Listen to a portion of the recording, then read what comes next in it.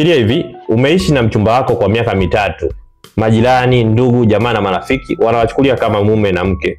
Lakini ghafla mgogoro mkubwa ukajitokeza. Vipi mustakabali wa watoto ambao mmepata na mali kwa ujumla? Nini kitatokea? Mahakama inaweza ikasema hii ni ndoa halali.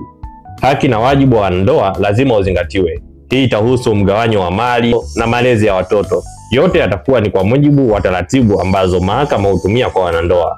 Kifungu cha 160 cha sheria ya ndoa kinaeleza clear kuwa mwanamke na mwanaume wakikaa pamoja kwa miaka miwili au zaidi, ikatokea jamii ikawatambua kama mke na mume, basi sheria pia itawatambua kuwa wameoana. Kwa lugha nyingine, hii inaitwa presumption of marriage. Haihitaji muende msikitini, kanisani, mfanye sherehe ya kimila.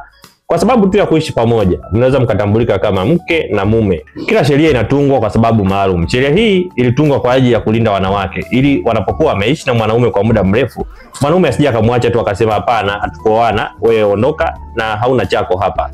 Watunzi wakaona ni muhimu kutengeneza sheria ambayo itamlinda mwanamke hata kama hakujawa na ndoa ya kanisani, msikitini ama ya kimila, bado apate haki zake, bado apate mgawanyo wa mali kama wamechuma pamoja na mambo mengine ya msingi ikiwemo matunzo ya watoto na kadhalika. Yes, wakili Lucas Miula ni kuchambulia kifungu cha 160 cha sheria ya ndoa. Mpaka wakati mwingine.